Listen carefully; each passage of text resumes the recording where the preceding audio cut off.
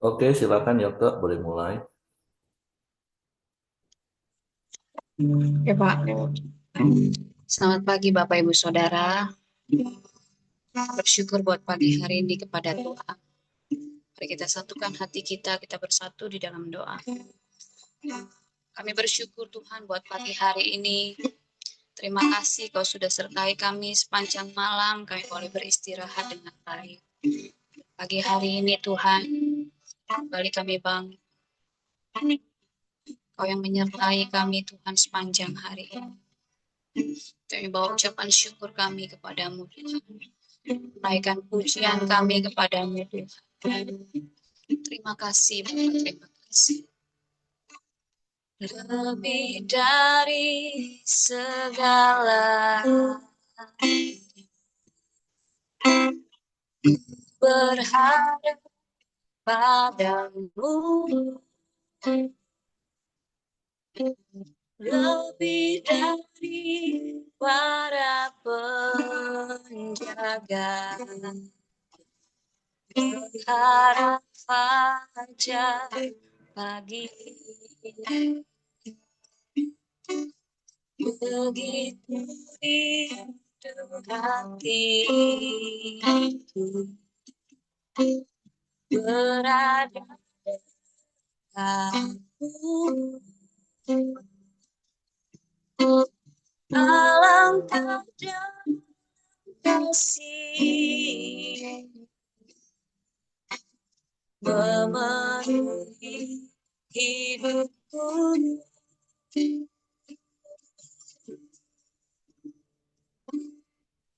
Tenanglah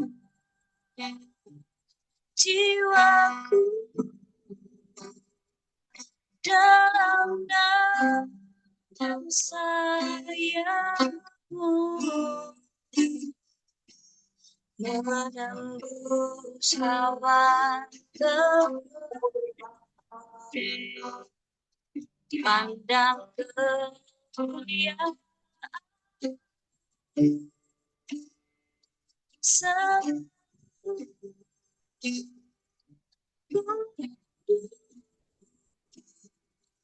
Letakkan hatimu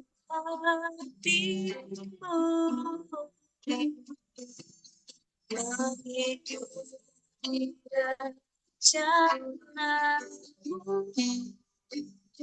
Yesus Tuhan Raja,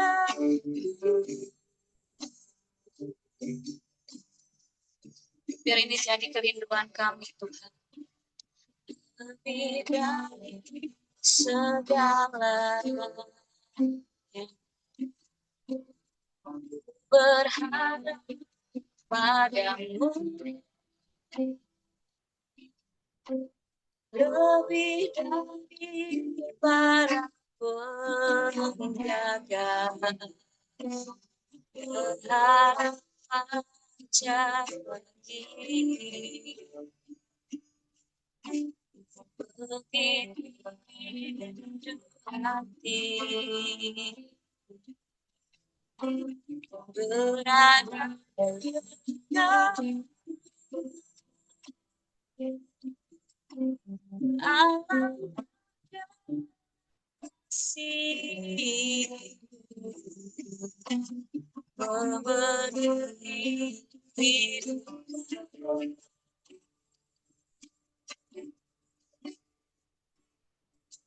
Tenanglah jiwaku dalam sayangmu, usahawan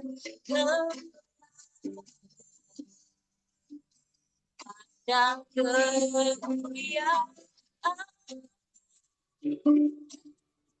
selalu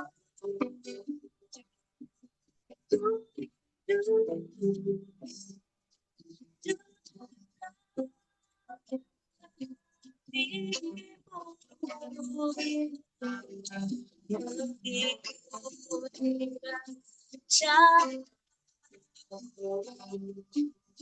Yesus Tuhan Raja,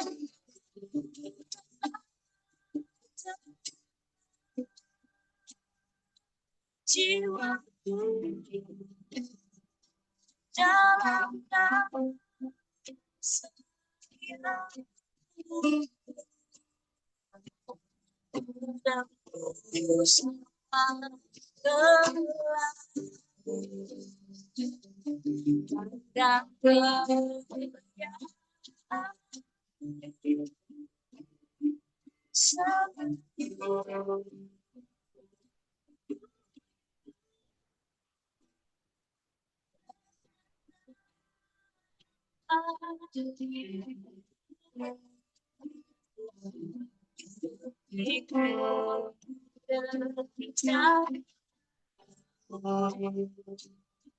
Yesus.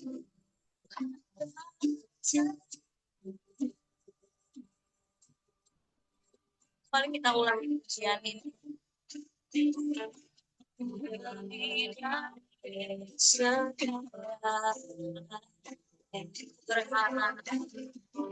Berharap padamu lebih dari para penjaga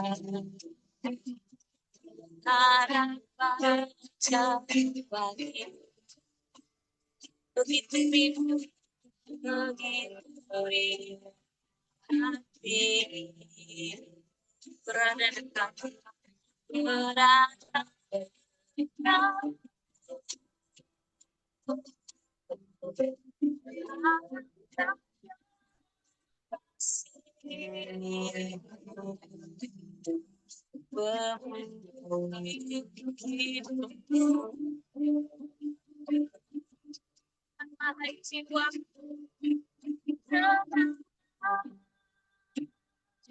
cinta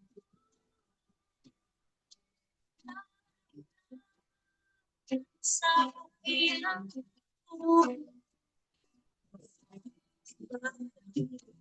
sawah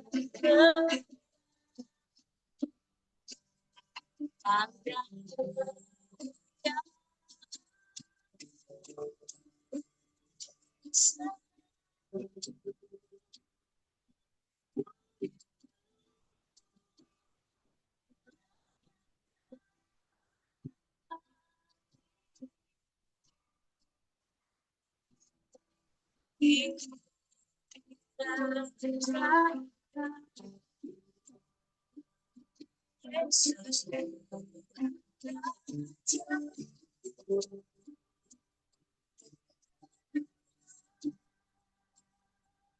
jiwaku dalam sayapmu menembus awan gelapmu pandang kemuliaan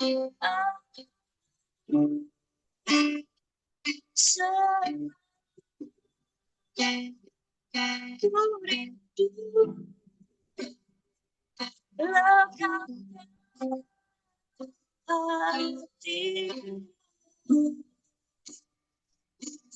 mengikuti rencana Yesus.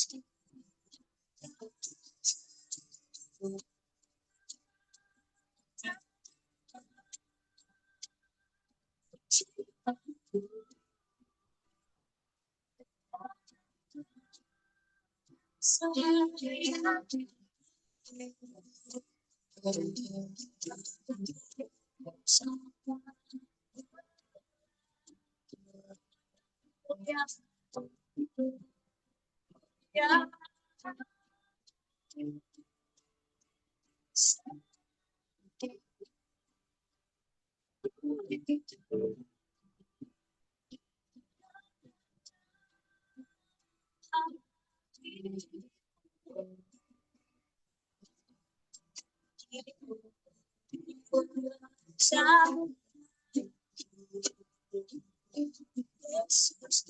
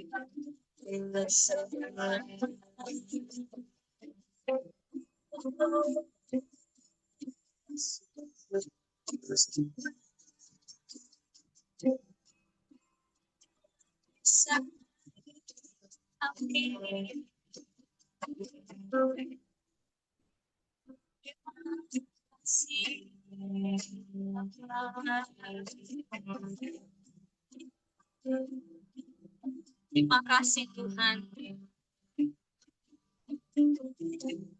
Terima kasih buat kasih dan setia dalam hidup kami. Kami bersyukur Tuhan. Tenanglah hai jiwaku. Sebab Yesus Tuhanlah yang menjaga hidup. Tenanglah hai jiwaku. Sebab tangannya yang perkasa yang menuntun hidup kami. Terima kasih.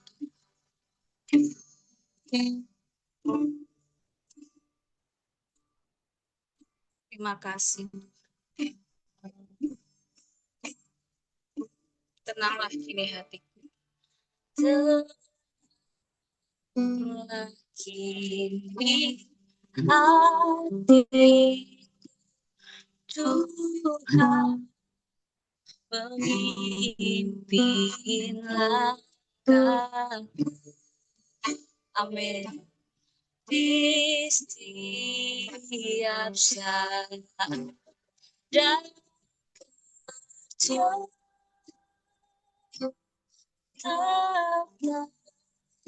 ku rasa tangannya. Amin. Tenanglah. Tenanglah kini hatiku.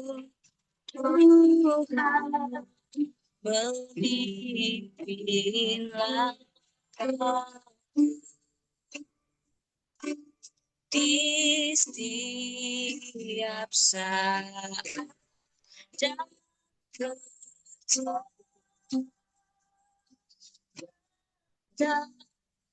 ku rasa dipegang hati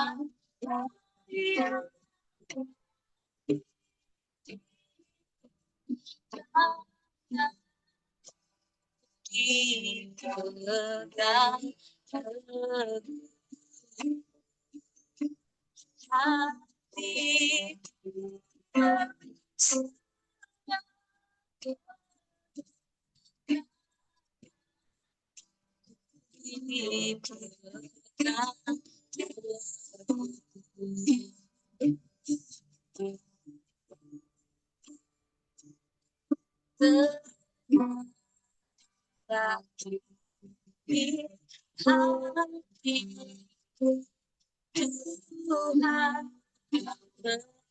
memimpinlah kami di setiap saat dan ketika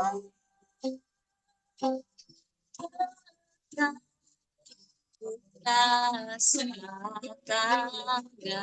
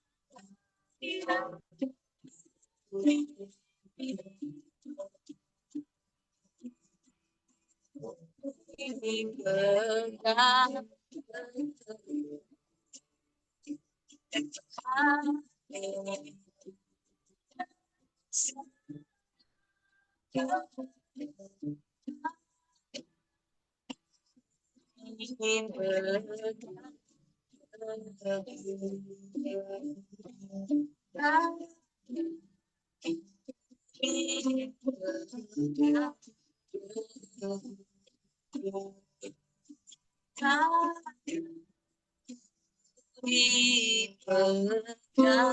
teguh. Kami percaya Tuhan, tangan kami dipegang teguh oleh Engkau Tuhan. Terima kasih Tuhan. Sungguh kami perlu Engkau dalam hidup kami. Pegang terus tangan kami dan jangan lepaskan kami Tuhan. Engkaulah kekuatan kami. Dalam kasih karunia-Mu kami kuat sampai hari ini Tuhan. Terima kasih Bapa, kami bersyukur Tuhan buat pagi hari ini. Kalau sebentar Tuhan kami mau dengar firman-Mu. Bicaralah buat setiap kami Tuhan. Kami mau belajar dari firman-Mu pagi hari ini. Kau memberkati hamba-Mu yang akan menyampaikannya. Dalam nama Tuhan Yesus kami berdoa. Amin.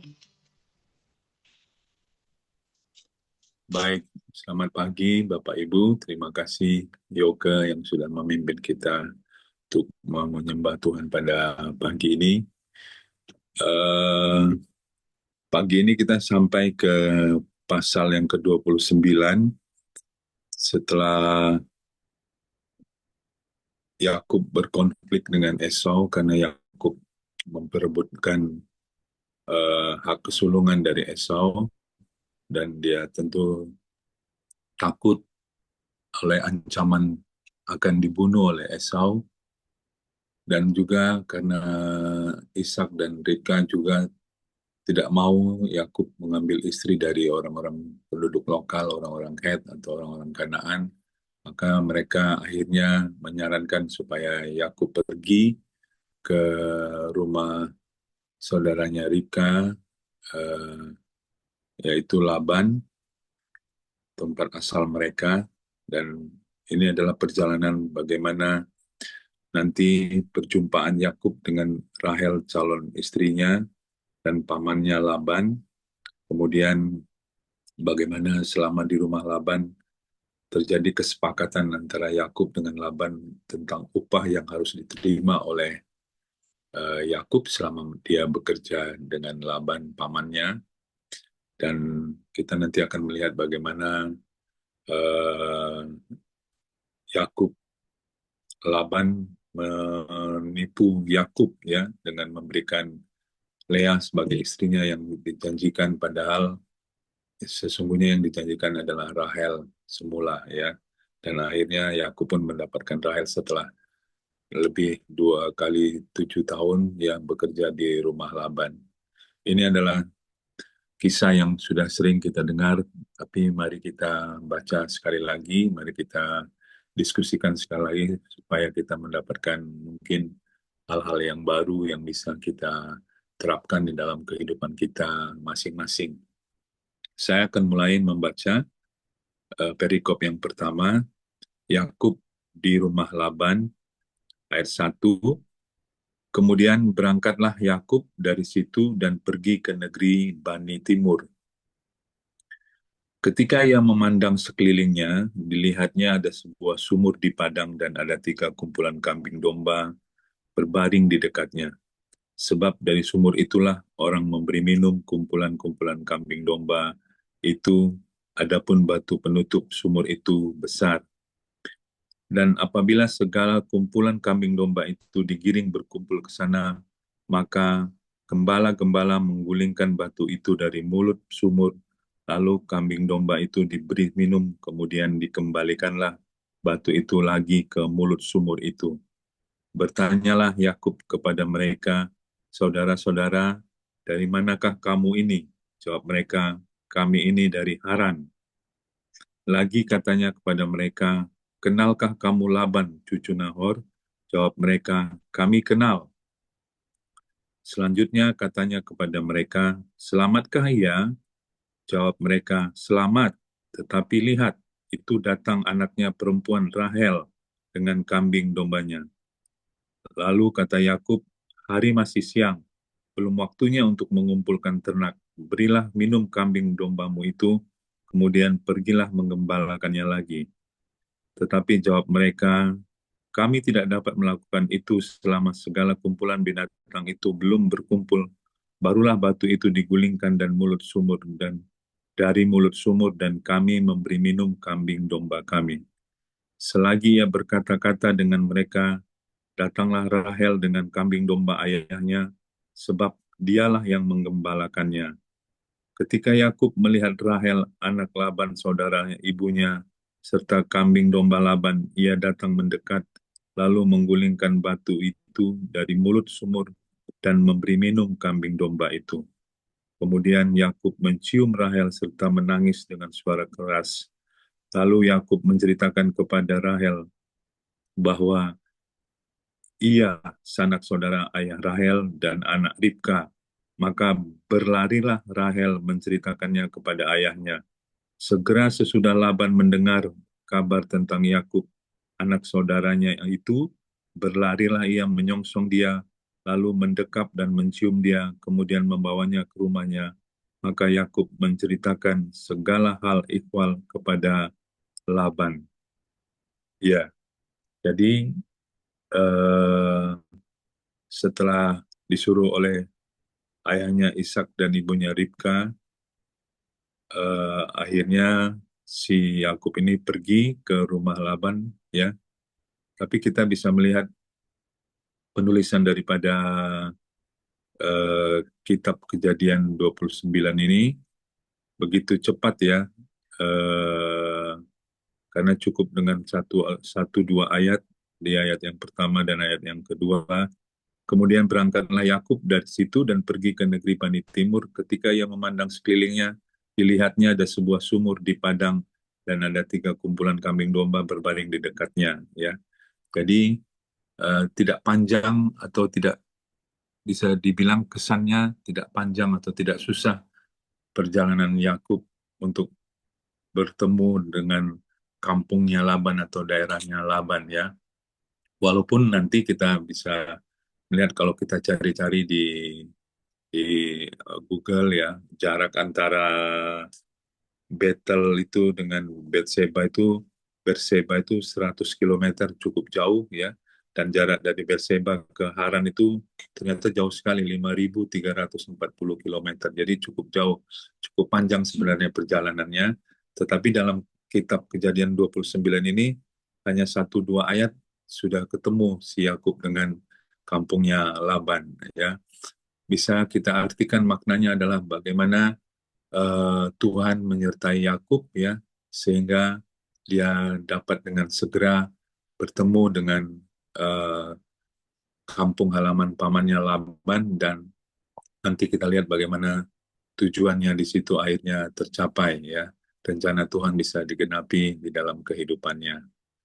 eh jadi Yakub bertemu dengan sumur yang kemungkinan sama dengan apa yang terjadi waktu Abraham menyuruh hambanya untuk mencarikan pasangan bagi eh, anaknya Ishak, ya, untuk bertemu dengan Ribka. Kemungkinan ini adalah sumur yang sama, ya. Jadi kejadian yang sama, hambanya Abraham ketemu langsung dengan Ribka, dan ini Yakub pun bertemu langsung dengan Rahel, calon istrinya. Eh, dan akhirnya dia bertemu dengan Laban pamannya dan bisa tinggal di rumah Laban. Dan kita lihat cerita berikutnya, kita sambung ayatnya yang ke-14. Kata Laban kepadanya, sesungguhnya engkau sedaging dengan aku. Maka tinggallah Yakub padanya segenap sebulan lamanya.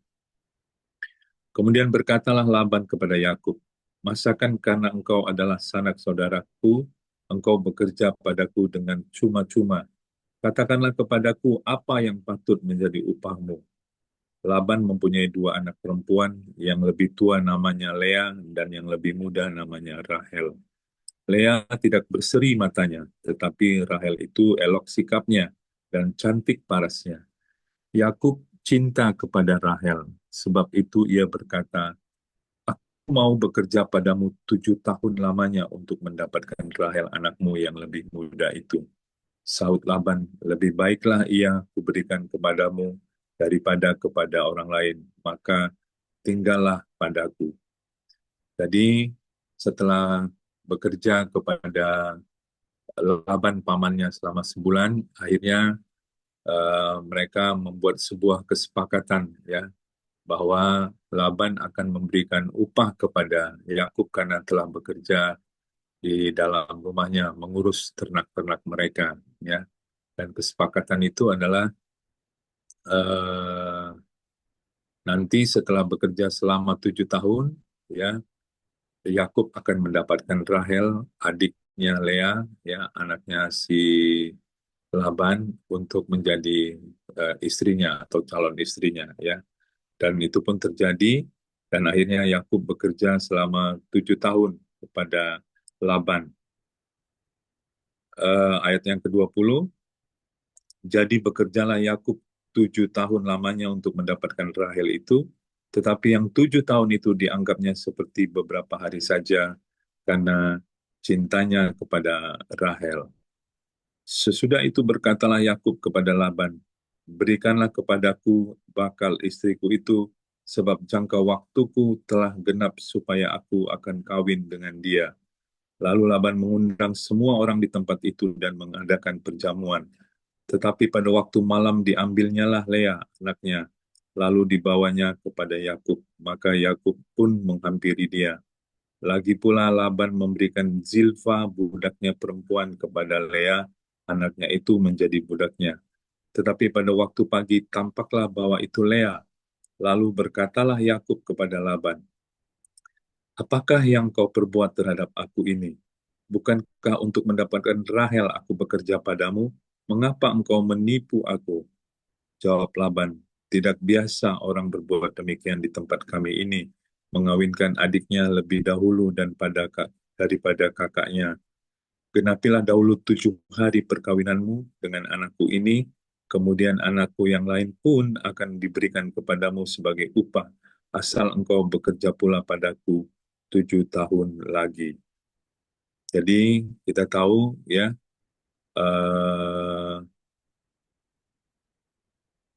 ada trik atau ada kelicikan Laban di dalam hal ini, ya, ya, menipu Yakub, ya.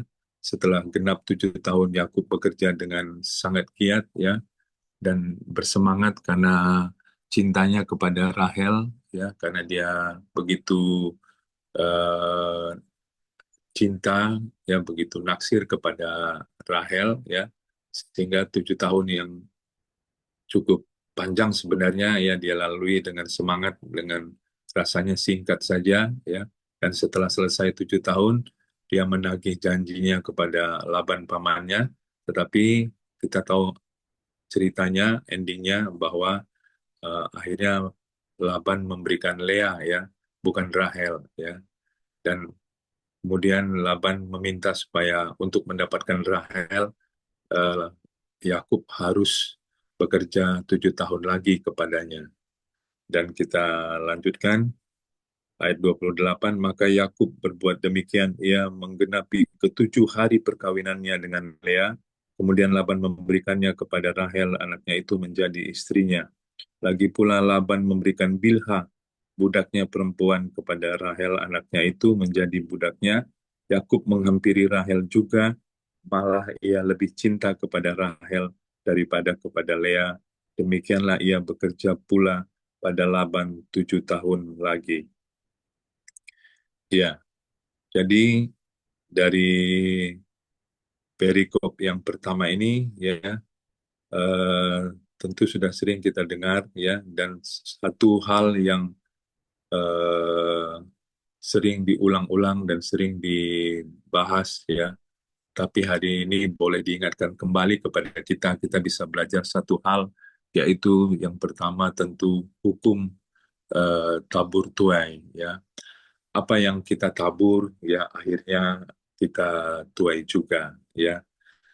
Jadi kalau dulu Yakub membohongi atau menipu ayahnya Ishak untuk dapat merebut hak kesulungan dari abangnya Esau, ya. Kali ini dia sendiri mengalami hal yang sama, ya. Dia ditipu oleh pamannya Laban, ya. Di dalam merebut atau mendapatkan Rahel, dia harus bekerja 2 kali lebih panjang, 2 kali lebih berat, ya, menjadi 14 tahun. Ini mengingatkan kita semua pada pagi ini, ya, bahwa apapun yang kita kerjakan, apapun yang kita perbuat, pada akhirnya kita akan menuainya. Kalau kita menabur kebaikan, ya tentu kita pasti akan menuai kebaikan, ya. Kalau kita menabur hal-hal yang buruk, ya kita pun akan menuai hal-hal yang buruk. Di dalam Galatia 6 ayatnya yang ketujuh, ya, firman Tuhan mengingatkan kepada kita supaya kita jangan sesat, bahwa Allah tidak membiarkan dirinya dipermainkan, ya. Apa yang kita tabur itu juga yang akan kita tuai. Oleh karena itu pada pagi ini kita diingatkan, mari kita hidup dengan nilai-nilai dan prinsip-prinsip kebenaran firman Tuhan. Ya, terus rajin menabur kebaikan, rajin menabur hal-hal yang positif di dalam kehidupan kita, sehingga pada akhirnya kita bisa menuai apa yang kita tabur, ya. Mungkin bukan kita juga yang menuainya, ya. Bisa saja anak atau cucu kita, keturunan kita yang akan menuainya. Yang penting selama kita ada, selama kita masih hidup, ya, kita terus menabur kebaikan, menabur hal-hal yang positif sesuai dengan kebenaran firman Tuhan, dan kita pasti akan menuainya. Itu hal yang pertama, hal yang umum yang kita bisa diingatkan atau kita bisa pelajari dari kisah bagaimana Yakub ada di rumah Laban. Hal yang kedua, tentu kita bisa melihat ada perubahan yang drastis dari seorang yang bernama Yakub, ya. Kalau dulu di tempat kelahirannya, ya, bagaimana dia bisa dibilang sebagai anak kesayangan mamanya, Ribka, ya, mungkin segala sesuatu kebutuhannya eh, bisa dipenuhi oleh Ribka, ya, bisa dibilang sebagai anak yang setiap kebutuhannya selalu dilayani oleh eh, ayah ibunya, ya, karena mereka juga bisa dikatakan sebagai orang yang berada, yang mempunyai banyak pekerjaan di sana. Tetapi eh, lewat peristiwa ini, ya, Yakub dibentuk menjadi lebih rendah hati, ya. Kita tahu bahwa akibat daripada keserakahan atau ketamakan Yakub, ya, dengan ambisinya untuk merebut hak kesulungan dari Esau, ya, akibatnya dia mengalami begitu banyak pengalaman penderitaan yang panjang, ya. Dia tidak tenang hidupnya karena diancam akan dibunuh oleh Esau, ya. Kemudian dia harus melarikan diri, ya. Kemudian dia harus melakukan perjalanan dari Betel ke Berseba yang tadi sudah kita sebutkan jaraknya cukup jauh, 100 kilometer. Kemudian melanjutkan perjalanan dari Berseba ke Haran yang di Google disebut jaraknya 5.340 kilometer. Dan kemudian dia harus menjadi pelayan, ya. Kalau dulu mungkin dia sebagai anak majikan, ya, hidupnya dilayani, sekarang dia harus menjadi pekerja, menjadi pelayan di rumah Laban, ya. Dan waktunya tidak pendek, ya, bisa dibilang waktunya selama 20 tahun dia ada di rumah Laban, ya, karena 7 tahun yang pertama untuk mendapatkan Lea, 7 tahun yang kedua untuk mendapatkan Rahel, dan 6 tahun sisanya dia membangun sendiri peternakannya, ya, mengurus sendiri, membangun sendiri, bisa dibilang usahanya atau kekayaannya, sampai akhirnya dia berhasil keluar dari rumah Laban dan meninggalkan rumah Laban, kembali ke rumah ayah dan ibunya. Tetapi poinnya adalah bahwa kita melihat Yakub mengalami perubahan di dalam karakternya. Kalau dulu dia mungkin menjadi orang-orang, tipe orang yang dilayani, semua kebutuhannya dipenuhi, tapi lewat peristiwa ini dia dibentuk, ya, menjadi lebih rendah hati, ya. Dia menjadi seorang pelayan, pekerja keras, ya, dan dia diberkati dan disertai oleh Tuhan, ya, dan akhirnya dia boleh kembali kepada orang tuanya di tempat kelahirannya. Perikop yang berikutnya kita akan baca, kita akan sambung. Anak-anak Yakub ayat 31. Ketika Tuhan melihat bahwa Lea tidak dicintai, dibukanyalah kandungannya, tetapi Rahel mandul. Lea mengandung, lalu melahirkan seorang anak laki-laki. dan menamainya Ruben, sebab katanya, sesungguhnya Tuhan telah memperhatikan kesengsaraanku. Sekarang tentulah aku akan dicintai oleh suamiku. Mengandung pula lah ia, lalu melahirkan seorang anak laki-laki, maka ia berkata, sesungguhnya Tuhan telah mendengar bahwa aku tidak dicintai, lalu diberikannya pula anak ini kepadaku. Maka ia menamai anak itu Simeon. Mengandung pula lah ia, lalu melahirkan seorang anak laki-laki, maka ia berkata, sekali ini suamiku akan lebih erat kepadaku, karena aku telah melahirkan 3 anak laki-laki baginya. Itulah sebabnya ia menamai anak itu Lewi. Mengandung pula lah ia, lalu melahirkan seorang anak laki-laki, maka ia berkata, sekali ini aku akan bersyukur kepada Tuhan. Itulah sebabnya ia menamai anak itu Yehuda. Sesudah itu ia tidak melahirkan lagi. Ya, jadi ini bercerita bagaimana eh, anak-anak Yakub mulai lahir satu persatu ya dalam perikop ini dari rahimnya Lea ya. Kalau kita lihat ayat yang pertama ayat 31 ya, ketika Tuhan melihat bahwa Lea tidak dicintai, dibukanyalah kandungannya ya, tetapi Rahel mandul. Eh kita bisa belajar dari Lea yang eh, walaupun mendapatkan perlakuan yang tidak adil dari suaminya Yakub ya, karena Yakub lebih mencintai, lebih memperhatikan, lebih menyayangi Rahel daripada dirinya ya, karena mungkin dia tidak secantik Rahel ya. Tetapi Lea, kalau kita lihat di dalam eh, perikop ini ya, kita bisa belajar ya, eh, responnya Lea tetap tenang ya, dan akhirnya Tuhan memperhatikan ya apa yang dialami oleh Lea, dan Tuhan melakukan mujizatnya dengan membuka rahim Lea, dan akhirnya Lea bisa melahirkan ya.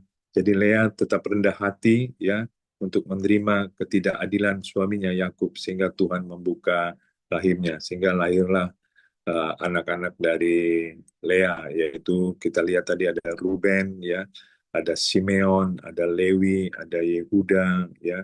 Nanti di pasal-pasal berikutnya lahir lagi Isasar, Zebulon yang anak laki-laki, dan nanti anak yang terakhir adalah anak perempuan yang namanya Dina ya. Mungkin di besok hari kita bisa melihat kelengkapannya ya. Jadi poinnya adalah dari perikop yang kedua ini kita bisa belajar bahwa eh, kita bisa belajar dari Lea yang tetap rendah hati menerima ketidakadilan dari orang lain ya, sehingga Tuhan bisa memperhatikan apa yang dia rasakan, apa yang dia alami, sehingga Tuhan melakukan sesuatu kepadanya dan membuka rahim Lea, sehingga Lea melahirkan anak-anak bagi suaminya Yakub. Dari semua yang kita pelajari tersebut ya, maka kita bisa simpulkan ya, poinnya adalah bagaimanapun juga walaupun dipenuhi dengan apa ya, bisa dibilang dengan intrik-intrik, dengan dosa, dengan kesalahan, dengan kegagalan ya, tetapi apa yang Tuhan sudah rencanakan dengan semula itu pasti akan terjadi. Jadi bisa dikatakan bahwa rencana Tuhan digenapi itu bukan karena kesempurnaan kita sebagai manusia, tapi semata-mata karena kedaulatan Tuhan dan karena kasih karunia Tuhan. Mungkin kita bukan manusia yang sempurna ya untuk bisa menggenapi janji Tuhan, untuk bisa menggenapi rencana Tuhan di dalam kehidupan kita. Tetapi kalau Tuhan sudah berfirman dan sudah menetapkan rencananya, maka Tuhan bisa berdaulat untuk melakukan segala sesuatu sehingga rencananya, kehendaknya bisa tergenapi di dalam kehidupan kita. Bukan berarti kita bebas untuk melakukan kesalahan atau melakukan dosa. Sekali lagi kita bisa melihat di sini ada hukum tabur tuai. Artinya setiap dosa selalu ada uh, akibatnya yang bisa ditanggung. Selalu ada penderitaan yang bisa ditanggung. Tetapi poinnya adalah rencana Tuhan itu pasti akan digenapi ya.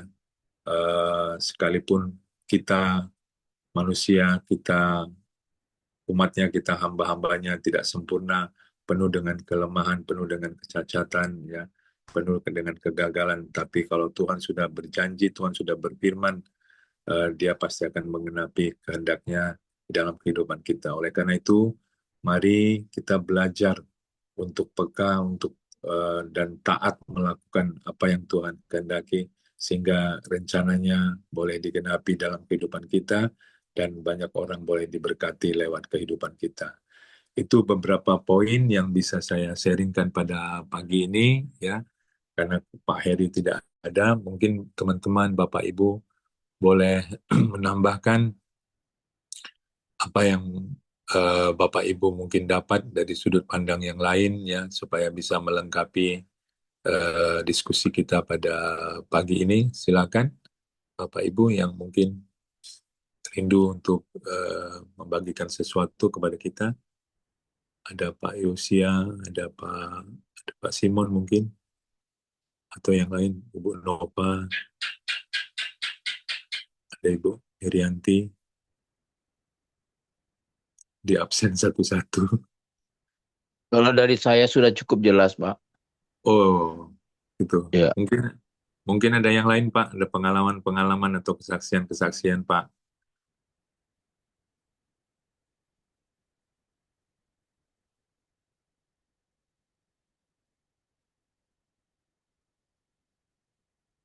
Oke, kalau memang tidak ada lagi, ya, siapa giliran yang berdoa?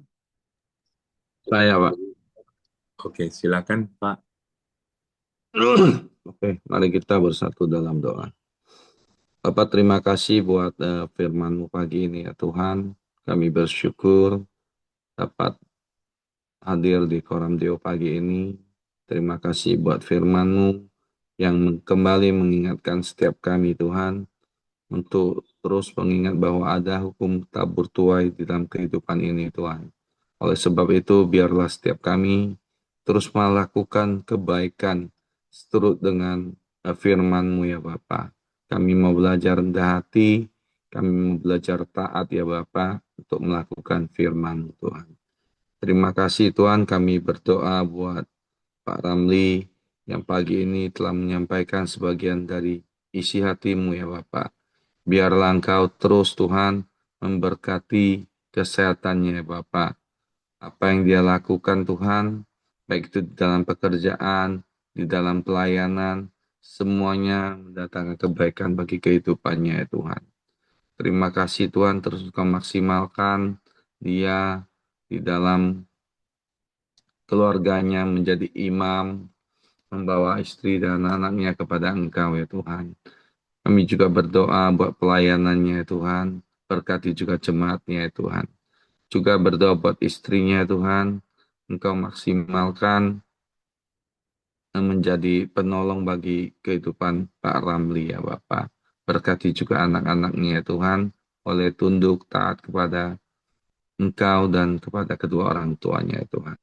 Terima kasih Tuhan, pagi ini kami datang bersatu hati, juga mau berdoa buat Pak Ungku Wijaya, semakin hari, semakin Kau maksimalkan, Engkau pulihkan ya Tuhan kesehatannya Tuhan.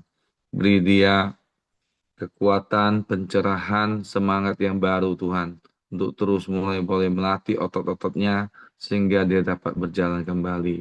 Berkati juga keluarga besarnya, orang yang ada di sekelilingnya, yang merawatnya Tuhan, beri hikmat, beri kesabaran Tuhan. Urapi, berkati setiap makanan, minuman, obat-obatan, vitamin, apapun yang dia konsumsi Tuhan, semua mendatangkan kesehatan bagi tubuh jasmani ya Tuhan. Terima kasih Tuhan.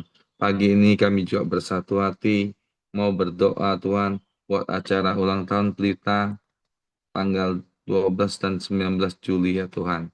Biarlah Engkau boleh mencukupkan apa yang menjadi kebutuhan kami ya Tuhan. Juga pada saat hari H, beri cuaca yang baik ya Tuhan, sehingga semua boleh berjalan lancar. Terima kasih Tuhan. Kami serahkan semua acara ini ke dalam tangan-Mu. Cukupkan apa yang jadi kebutuhannya ya Tuhan. Kami juga boleh merayakannya ya Tuhan dengan hati yang bersyukur ya Tuhan. Terima kasih Tuhan. Kami juga mau berdoa buat para penatua dan pemimpin ibadah serta jemaat Tuhan. Engkau beri hikmat untuk setiap mereka ya Tuhan. Beri mereka visi, misi Tuhan. Sehingga mereka boleh membawa setiap jemaat kepada Engkau ya Tuhan. Terima kasih Tuhan. Pagi ini kami juga bersatu hati mau berdoa buat bangsa dan negara Indonesia ya Tuhan. Di mana Engkau menempatkan setiap kami di negeri ini ya Tuhan. Berkati pemimpin kami ya Tuhan.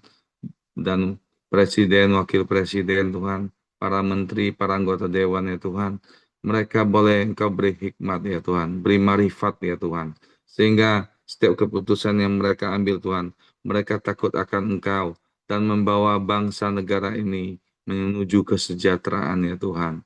Terima kasih Bapa, kami serahkan semua mereka ke dalam tangan-Mu. Hanya di dalam nama Yesus kami syukur dan berdoa. Bapa, nah mari kita doa Bapa kami. Bapa kami yang di surga, dikuduskanlah namamu, datanglah kerajaanmu, jadilah kehendak-Mu di bumi seperti di surga. Berikanlah kami pada hari ini makanan kami yang secukupnya, dan ampunilah kami akan kesalahan kami, seperti kami juga mengampuni orang yang bersalah kepada kami. Dan janganlah membawa kami ke dalam pencobaan, tetapi lepaskanlah kami daripada yang jahat. Karena Engkaulah yang punya kerajaan, dan kuasa, dan kemuliaan, sampai selama-lamanya. Amin. Kembali kami mengucap syukur dan berterima kasih ya Tuhan, karena kami telah merasakan hadirat-Mu, penyertaan-Mu di dalam Koramdio kami pada pagi ini. Kami telah menaikkan hormat pujian kami, mengagungkan dan meninggikan Engkau. Kami juga telah mendengarkan kebenaran firman-Mu. Ajar kami terus untuk semakin mengerti firman-Mu. Kami boleh percaya firman-Mu dan kami terus melakukan kebenaran firman-Mu di dalam kehidupan kami sehari-hari, sehingga kami sungguh-sungguh menjadi orang-orang yang melakukan firman-Mu setiap hari ya Tuhan. Berkatilah apapun yang kami kerjakan dan seluruh aktivitas kami sepanjang hari ini. Kami percaya Tuhan akan mengurapi, menyertai, memberkati, sehingga apapun yang kami kerjakan boleh Tuhan buat berhasil, sehingga nama Tuhan boleh dipermuliakan. Dan akhirnya kami boleh menerima berkat yang daripada-Mu, yaitu berkat kasih karunia daripada Allah Bapa, damai sejahtera daripada Tuhan Yesus, serta persekutuan bersama Roh Kudus menyertai kami hari ini sampai selama-lamanya. Tuhan memberkati. Haleluya. Amin. Shalom. Tuhan memberkati. Terima kasih Yoke. Terima kasih Pak Buyung. Terima kasih Pak Ramli, semua teman-teman. Sama-sama. Si Pak. Sama-sama Ibu Nova.